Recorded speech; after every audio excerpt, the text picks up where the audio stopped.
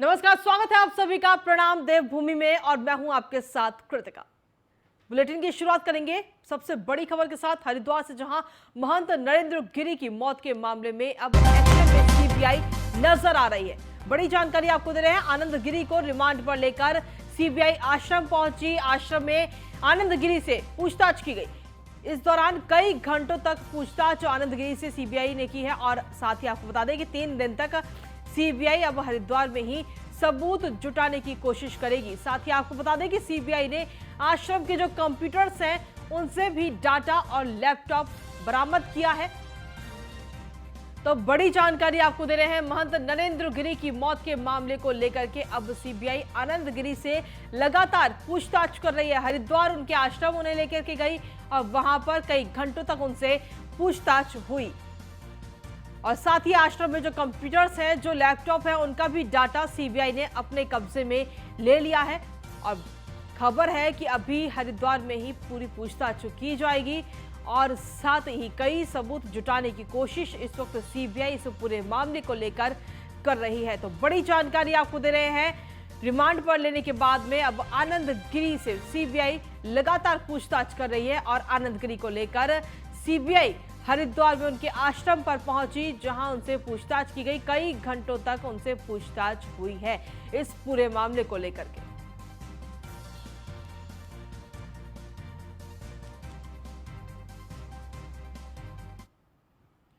और चलिए अगली खबर की ओर रुख करते हैं देहरादून से, जहां पर आपको बता दें कि मुख्यमंत्री पुष्कर सिंह धामी ने का आज का क्या कुछ कार्यक्रम है वो आपको बता दें।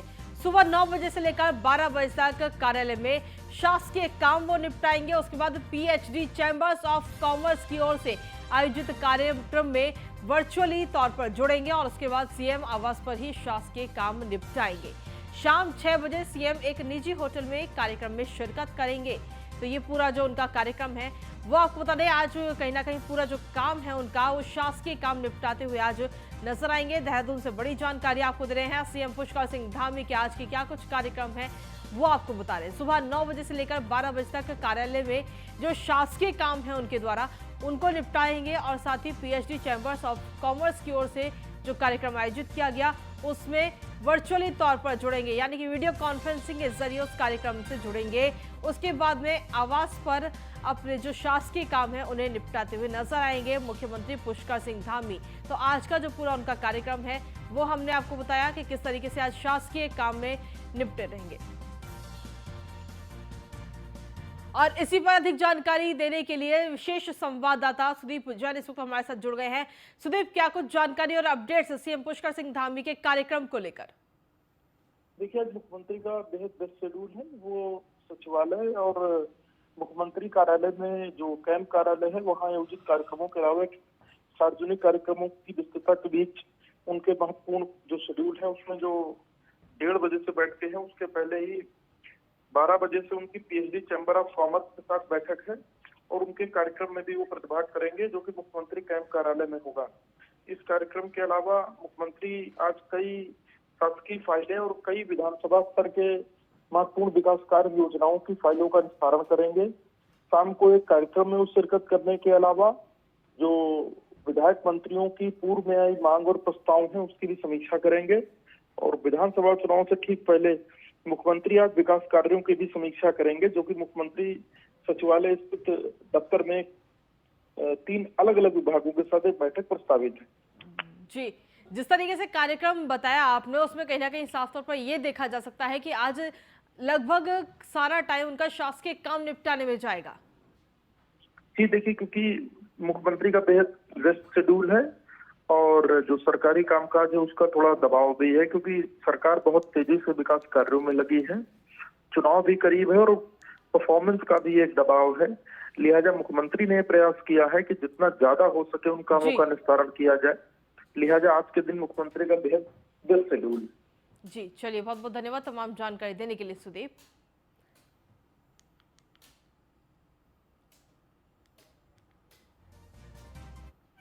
और चलिए अब खबरों में आगे बढ़ेंगे। उत्तराखंड में आगामी विधानसभा चुनाव अब काफी नजदीक है, जिसके लिए बीजेपी ने अपनी कमर कस ली है और ऐसे में बीजेपी के राष्ट्रीय अध्यक्ष जेपी नड्डा आज वर्चुअल माध्यम से बीजेपी शक्ति केंद्र संयोजकों और प्रभारियों से वर्चुअल माध्यम से जुड़ेंगे।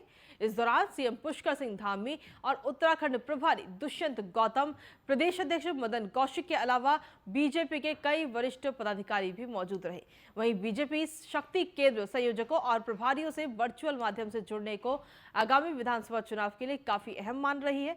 गौरतलब है कि उत्तराखंड में आने वाले विधानसभा चुनाव 2022 को देखते हुए बीजेपी लगातार अपनी तैयारियों में जुटी हुई है और बीजेपी की शक्ति केंद्र की भूमिका चुनाव में काफी अहम मानी जाती है और इसीलिए इनका नाम भी शक्ति केंद्र रखा गया है, क्योंकि बीजेपी में सत्ता की चाबी चुनाव जीतकर हासिल होती है और चुनाव को जीतने में पन्ना प्रमुख से लेकर बूथ अध्यक्ष और शक्ति केंद्र का बड़ा हाथ होता है और इन्हीं के माध्यम से भी बीजेपी का चुनाव तंत्र इतना मजबूत है। आगामी 2022 का जो चुनाव होने वाला है विधानसभा का, उस चुनाव की दृष्टि से आज की वर्चुअल बैठक जो शक्ति केंद्र के प्रभारी और शक्ति केंद्र के संयोजकों के साथ हो रही है, डायरेक्ट वर्चुअल के माध्यम से, और भारतीय जनता पार्टी के राष्ट्रीय अध्यक्ष जगत प्रकाश नड्डा जी उन सब शक्ति केंद्र के कार्यकर्ताओं को संबोधित कर रहे हैं और आने वाले चुनाव का मंत्र दे रहे हैं कि किस तरह से हम आने वाला 2022 का चुनाव जीतें। डोयाला विधानसभा के 44 शक्ति केंद्र हैं और 44 शक्ति केंद्रों के सभी लोग, शक्ति केंद्र के संयोजक और शक्ति केंद्र के प्रभारी और भारतीय जनता पार्टी के वरिष्ठ कार्यकर्ता और अपने विधानसभा के प्रभारी, चुनाव संयोजक सभी लोग मौजूद हैं। के अंदर 70 विधानसभाओं में हमारे जो राष्ट्रीय अध्यक्ष हैं जेपी नड्डा जी, वो वर्चुअल संवाद कर रहे हैं और जिसमें कि हमारे शक्ति केंद्र के प्रभारी और शक्ति केंद्र के संयोजक हैं, जो लगभग प्रत्येक विधानसभा में 100 से 120 तक हैं, जिनकी चुनाव में महत्वपूर्ण भूमिका रहेगी। और भारतीय जनता पार्टी एक कार्यकर्ता आधारित पार्टी है और कार्यकर्ताओं के बल पर ही भारतीय जनता पार्टी चुनाव जीतती है। और प्रत्येक बूथ पर जो हमारा सत्यापन कार्य हुआ कि प्रत्येक बूथ पर 25 कार्यकर्ता हमारे रहते हैं। और वहीं मुख्यमंत्री पुष्कर सिंह धामी ने बुधवार को मुख्यमंत्री आवास में अबू धाबी के आयोजित 5वीं एशियन जूजित्सु चैंपियनशिप पदक विजेता उत्तराखंड के जूजित्सु खिलाड़ियों को सम्मानित किया। मुख्यमंत्री ने आगामी Asian indoor and martial art games तथा वर्ल्ड जूजित्सु चैंपियनशिप के लिए खिलाड़ियों को शुभकामनाएं भी दी। उन्होंने कहा कि खिलाड़ियों ने पदक तालिका में स्थान पाकर पूरे प्रदेश को गौरवान्वित किया है। मुख्यमंत्री ने कहा कि खिलाड़ियों को हर संभव सुविधा मिले सके, इसके लिए राज्य में नई खेल नीति बनाई जा रही है।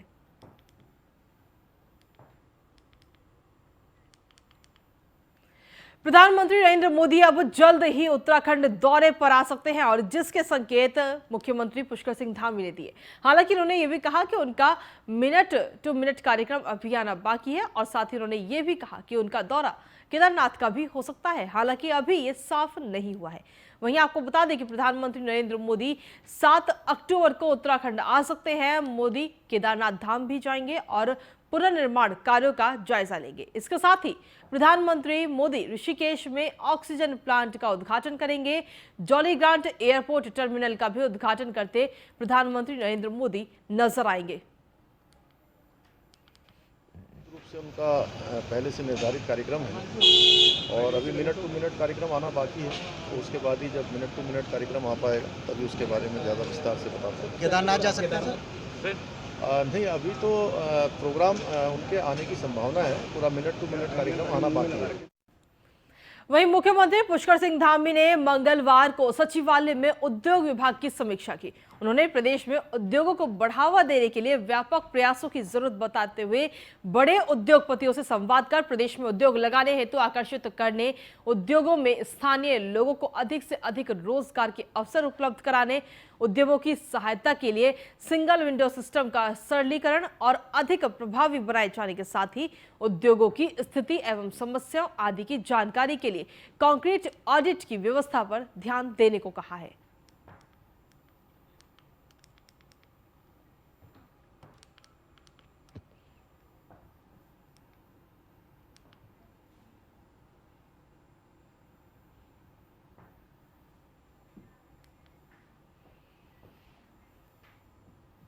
वहीं मुंबई में 3 दिवसीय international travel and tourism fair का बुधवार को शुभारंभ हो गया है।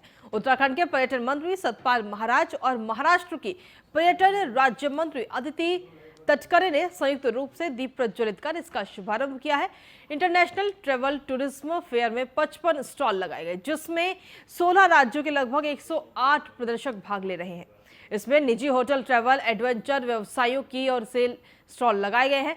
टूरिज्म फेयर के पहले दिन ही उत्तराखंड पर्यटन के स्टॉल दर्शकों के लिए विशेष आकर्षण का केंद्र बने रहे। इन स्टॉलों में योगासन, राफ्टिंग, साइकिलिंग आदि का डेमोन्स्ट्रेशन भी दिया जा रहा है। वहीं international travel and tourism fair के शुभारंभ के मौके पर उत्तराखंड के पर्यटन मंत्री सतपाल महाराज ने कहा कि उत्तराखंड राज्य में विंटर टूरिज्म की अपार संभावनाएं हैं। इसको ध्यान में रखते हुए इस साल भी उत्तराखंड पर्यटन पर्यटकों के लिए विशेष तैयारियों में जुटा है। खबरों में आगे बढ़ेंगे, बात करेंगे अब देहरादून की, जहां पर आम आदमी पार्टी के प्रदेश प्रवक्ता नवीन पिरसाली ने प्रेस कॉन्फ्रेंस की और राज्य सरकार पर चारधाम यात्रा के लिए कोई तैयारी नहीं किए जाने का आरोप लगाया है। नवीन पिरसाली ने कहा कि राज्य की आर्थिकी के लिए चारधाम यात्रा का संचालन बेहद जरूरी है, लेकिन सरकार के कुप्रबंधन के चलते यात्रा का सही से संचालन नहीं हो पा रहा है। अधिकांश श्रद्धालु बिना दर्शन के ही वापस लौट रहे हैं, जिससे एक और सही संदेश नहीं जा रहा, तो वहीं दूसरी ओर इस यात्रा से जुड़े व्यवसायियों को भी नुकसान हो रहा है। उन्होंने सरकार से व्यवस्थाओं को दुरुस्त करने की मांग की है। सरकार के कुप्रबंधन का शिकार हो चुकी है। केवल 2 हफ्ते में ही ये यात्रा पटरी से उतर चुकी है। श्रद्धालुओं को भारी समस्या आ रही है। श्रद्धालु बिना दर्शन के वापस जा रहे हैं। वहीं दूसरी ओर भारतीय जनता पार्टी सरकार अपना चुनावी एजेंडा सेट करने में लगी है। जो अर्थव्यवस्था की रीढ़ चारधाम यात्रा से लोगों को उम्मीद थी कि हमारा कारोबार चलेगा, आज वो लोग निराश और हताश हैं। सरकार उनकी तरफ देख नहीं रही है। सरकार को तुरंत ही व्यवस्थाएं सुधारनी चाहिए, ये मांग आम आदमी पार्टी कर रही है। और देश विदेश से आने वाले श्रद्धालु आज उत्तराखंड से बिना दर्शन किए वापस जा रहे हैं, जो इस सरकार की असफलता का जीता जागता प्रमाण। यूपी और असम की तरह उत्तराखंड सरकार भी जनसंख्या नियंत्रण कानून करने पर अब विचार कर रही है। राज्य सरकार ने उत्तर प्रदेश के जनसंख्या नियंत्रण विधेयक के मसौदे का गहराई से अध्ययन शुरू कर दिया और उम्मीद की जा रही है कि जल्द ही इस बात की भी घोषणा हो जाएगी। देखिए ये रिपोर्ट। बढ़ती जनसंख्या पर प्रहार, कानून लाएगी धामी सरकार, छोटा परिवार की नीति होगी लागू, उत्तराखंड में आबादी होगी काबू, बच्चे 2 ही अच्छे वरना। उत्तराखंड में लैंड जिहाद पर मचे बवाल के बीच राज्य सरकार ने जनसंख्या नियंत्रण बिल तैयार करने की ओर कदम बढ़ा दिया है। इसके लिए गृह विभाग के अफसर यूपी के ड्राफ्ट का अध्ययन कर रहे हैं। जल्द ही उत्तराखंड में जनसंख्या नियंत्रण के लिए बिल लाया जाएगा। राज्य सरकार ने ये कदम 35 आरएसएस सहयोगियों के पदाधिकारियों के साथ उस बैठक के 2 महीने बाद उठाया है, जिसमें उत्तराखंड में भी असम और यूपी की तरह जनसंख्या नियंत्रण कानून लाने की सलाह दी गई थी, ताकि पहाड़ी राज्य में जनसंख्या नियंत्रण बना रहे। देहरादून में हुई इस मीटिंग में कुछ दिन बाद ही स्वतंत्रता दिवस के मौके पर सीएम धामी ने अपने भाषण के दौरान एक कमेटी के गठन करने की घोषणा की थी, जो राज्य में जनसंख्या कंट्रोल का प्रभावी मसौदा तैयार करने में मदद करेगा। ये जगह पूरे उत्तराखंड के अंदर जहाँ पर जनसंख्या का घनत्व एकदम से बड़ा है और उसके कारण से बहुत सारी आपराधिक गतिविधियाँ संचालित हुई हैं। कई बार बहुत सारे लोग लंबे समय से यहाँ रहते हैं, आते हैं, उनका कुछ अता पता नहीं होता है। इसलिए जो भी उत्तराखंड के अंदर आकर बसेंगे उनके बारे में इस प्रकार की ड्राइव चलाई जाएगी। और वो हम किसी को टारगेट करके नहीं कर रहे हैं, हम पूरे उत्तराखंड के जनमानस के हित के लिए कर रहे हैं, उनकी सुरक्षा के लिए कर रहे हैं। अपराध न बढ़े और कहीं पर ऐसी स्थिति आती है तो हमको सारी बातें जो प्रदेश के अंदर बाहर से आने वाले बसने वाले लोग हैं, कई बार ऐसे लोग होते हैं जिनके बारे में कोई जानकारी नहीं होती है, वो सब आएंगे और उनकी जानकारी रखना कोई ख़राब बात नहीं है। कोई प्रदेश के अंदर आप सब लोग भी इस बात से सहमत होंगे कि कोई बाहर से आएगा तो उसकी जानकारी निश्चित रूप से यहाँ के प्रशासन को होनी चाहिए और वही काम हो रहा है। वहीं चुनाव से पहले हो रही इस पूरी कवायद पर विपक्ष सवाल उठा रहा है। कांग्रेस का कहना है कि सरकार जनता को गुमराह कर रही है। देखिए, जब कोई सरकार चुनावी लाभ के लिए जनता को गुमराह करने के रूप में कोई कानून लाने की बात करेगी तो उस फैसले का कैसे किया जा सकता है। जो केंद्र का विषय है उस पर राज्य कैसे फैसला ले रहा है। केंद्र का विषय है कि जनसंख्या नियंत्रण का कानून केंद्र सरकार बनाए। केंद्र सरकार को कानून बनाना चाहिए, राज्य सरकार अपने अधिकारों का अतिक्रमण कर रही है। देखिए, जनसंख्या कानून जो नियंत्रण जिसके लिए आप बात कर रहे हैं, ये हमारी उत्तराखंड की सरकार ने बात की है। ये केवल जब चुनाव के 5-6 महीने बचे हुए हैं, ये चुनाव को दृष्टिकोण को रख करके अगर ये इस कानून को ला रहे हैं, ये ठीक नहीं है। जनसंख्या नियंत्रण कानून आज की परिप्रेक्ष्य में पूरे देश में इसकी आवश्यकता है। हमको भी महसूस होता है कि भाई जनसंख्या इस भारतवर्ष की बहुत ज़्यादा है, और उत्तराखंड क्योंकि देवभूमि है, ये आध्यात्म का यहाँ पर लोग इसके लिए भी आते हैं, इस उत्तराखंड को जाना जाता है। तो यहाँ पर अगर जनसंख्या नियंत्रण कानून आता है तो एक वर्ग विशेष के लिए इसका बहुत महत्व भी है, और अगर ये आता है तो इसका स्वागत किया जाना चाहिए। लेकिन ये चुनाव के दृष्टिकोण से अगर ये लोग इसको ला रहे हैं तो इससे लोगों को थोड़ा सा इस पर शंका व्यक्त की जा रही है। उत्तराखंड में पिछले कुछ दिनों से बाहरी लोगों का आने का सिलसिला शुरू हो गया है, जिसके चलते कई जगहों पर अप्रिय घटनाएं भी सामने आई हैं। तो वहीं पूरे मामले को गंभीरता से लेते हुए धामी सरकार अब इस पर नया कानून बनाने जा रही है, जो कि जनसंख्या नियंत्रण कानून होगा। तो वहीं पूरे मामले पर कांग्रेस और आम आदमी पार्टी का कहना है कि यह कोई कानून नहीं बल्कि चुनाव से पहले महज यह सिगुफा मात्र है। कैमरामैन राजन बड़ोला के साथ Sandeep Negi, news on India. क्या खबरों में आगे बढ़ेंगे। हल्द्वानी के बीजेपी संभाग कार्यालय में प्रधानमंत्री नरेंद्र मोदी के कार्यकाल में हुआ ऐतिहासिक विकास हुआ। कार्यों और विश्व के बड़े नेताओं से हुई उनकी मुलाकातों की तस्वीरों को मोदी गैलरी प्रदर्शनी के माध्यम से प्रदर्शित किया गया है। कैबिनेट मंत्री बंशीधर भगत का कहना है कि प्रधानमंत्री के 7 साल के कार्यकाल में ऐतिहासिक कार्य हुए हैं। तो बीजेपी संभाग कार्यालय में ये प्रदर्शनी लगाई गई है। भारतीय जनता पार्टी के कार्यालय में मोदी जी के द्वारा किए गए कामों का, या उनके द्वारा जो बड़े निर्णय लिए हैं उनका, या जिन बड़े लोगों से उनका बैठकें हुई हैं, उनको लेकर एक प्रदर्शनी का आयोजन किया गया है, और सारे कार्यकर्ता यहाँ उस प्रदर्शनी का अवलोकन कर रहे हैं, और इससे एक नई ऊर्जा लेकर लोग जा रहे हैं, क्योंकि मोदी जी ने जो पिछले समय में किया है 6-6.5 साल में।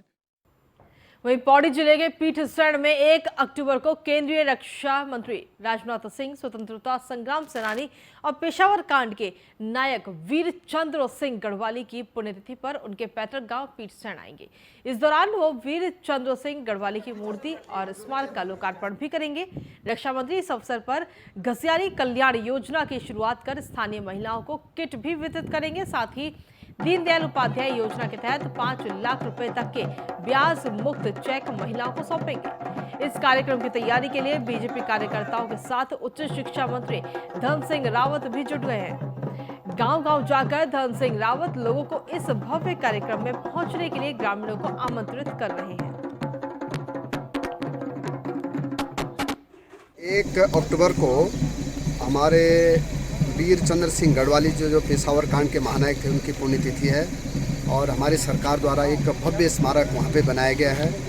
उसके उद्घाटन के लिए हमारे देश के रक्षा मंत्री जी, हमारे मुख्यमंत्री जी और हमारे सांसद जी आ रहे हैं। उसकी व्यापक तैयारियां चल रही हैं, और पूरे उत्तराखंड में एक बहुत बड़ा कार्यक्रम हम इसका आयोजन कर रहे हैं, क्योंकि गढ़वाली जी की याद में एक हमारी सरकार द्वारा जो स्मारक बनाया गया है वो एक बहुत ऐतिहासिक स्मारक है। और मैं कह सकता हूँ कि उस दिन हम अपने इलाके के जितने भी शहीद परिवार हैं उनको भी सम्मानित करने का कार्यक्रम। श्रीनगर गढ़वाल को नगर पालिका से नगर निगम बनाने के कैबिनेट निर्णय को कांग्रेसी बैकग्राउंड की नगर पालिका अध्यक्ष पूनम तिवारी ने राजनीतिक द्वेष की भावना से लिया गया फैसला बताया। उन्होंने श्रीनगर विधायक और कैबिनेट मंत्री धन सिंह रावत को इसके लिए जिम्मेदार बताया है। पालिका अध्यक्ष का कहना है कि उन्हें 2 साल बाद ही बिना कार्यकाल पूरा किए हटाना एक महिला, जनता और उनके साथ अन्याय है, और उनके कार्यकाल में उनके सामने जानबूझकर अड़चनें डाली गई हैं। वहीं दूसरी तरफ कैबिनेट मंत्री का कहना है कि जनता की मांग थी जिसे पूरा किया गया है। जो ये अभी टाइमिंग है नगर निगम बनाने की, तो मुझे ये लगता है कि ये सिर्फ एक स्थानीय विधायक जी द्वारा, मंत्री जी द्वारा राजनीतिक द्वेष भावना को देखते हुए नगर निगम बनाया जा रहा है। तो शासन के द्वारा हमें कोई भी सहायता नहीं दी गई, और नगर पालिका के विस्तार 2 साल के अंतर्गत लगभग 4 ईओ नगर पालिका में बदल दिए गए हैं। तो ये सिर्फ राजनीतिक द्वेष भावना को देखते हुए एक महिला को परेशान किया जा रहा है कार्य पूरा करने का। वहीं देहरादून में ट्रैफिक व्यवस्था सुधारने के लिए भले ही बड़े बड़े दावे किए जा रहे हैं, लेकिन राजधानी की सड़कों पर नई रेड लाइट लगाए जाने के बाद भी ट्रैफिक व्यवस्था पहले से ज्यादा चरमरा गई है। कई चौक चौराहे ऐसे भी हैं जहां रेड लाइट होने के बाद भी लंबा जाम लग रहा है। स्थानीय लोगों का कहना है कि ट्रैफिक पुलिस द्वारा कोई भी ट्रैफिक प्लान ऐसा नहीं आया जिससे जनता को जाम से निजात मिल सके। वहीं एसएसपी जन्मजय खंडूरी का कहना है कि ट्रैफिक लाइट सुचारू हो चुकी है और जाम की समस्या से लोगों को जल्द निजात मिल सकेगी। देखिए, बेसिकली जो अभी हमारी लाइट्स हैं वो ऑलमोस्ट अब लगभग सुचारू हो गई हैं। सिंक्रोनाइजेशन भी ऑलरेडी उनका पूरा हो चुका है। अब बेसिकली लोगों से, जनता से भी ये मेरी अपील है कि रेड लाइट्स जब लगती हैं तो कहीं पर आपको रुकना पड़ेगा, कहीं पर चलना पड़ेगा, तो उसमें हमारा साथ दें, क्योंकि अल्टीमेटली हमारा जो प्लान होता है वो होलिस्टिक प्लान होता है जो कि पूरे सिटी के लिए एप्लीकेबल है। आपको लगता है कि कहीं पर ट्रैफिक कम है, लेकिन आप ये एक्सपेक्ट नहीं कर सकते कि कहीं पर ट्रैफिक ज़्यादा भी। वहीं हरिद्वार में आनंदगिरी के सील आश्रम में लगे सीसीटीवी के कैमरे की डीवीआर में मौत के राज छिपे हो सकते हैं, जिसके चलते आश्रम में लगे डीवीआर चोरी करने का प्रयास किया गया है। डीवीआर चुराने वाले आरोपी को पकड़कर पुलिस को सौंप दिया गया है। श्यामपुर थाना पुलिस डीवीआर चुराने वाले आरोपी से पूछताछ में जुटी है। अखिल भारतीय अखाड़ा परिषद के अध्यक्ष महंत नरेंद्र गिरी की मौत के बाद उनके शिष्य आनंद गिरी को श्यामपुर कांगड़े स्थित उनके आश्रम से गिरफ्तार किया गया। वहीं इसके बाद में अब आश्रम को HRDA के अधिकारियों ने फिर से सील कर दिया है। सील आश्रम से डीवीआर चोरी करने के बाद अब सवाल उठ रहे हैं कि क्या आश्रम में लगे सीसीटीवी में नरेंद्र गिरी की हत्या के मामले में कोई राज छिपे हो सकते हैं, जिन्हें डीवीआर चोरी करने के बाद छिपाने का प्रयास किया जा रहा था। और इसी के साथ फिलहाल प्रणाम देवभूमि मेरे साथ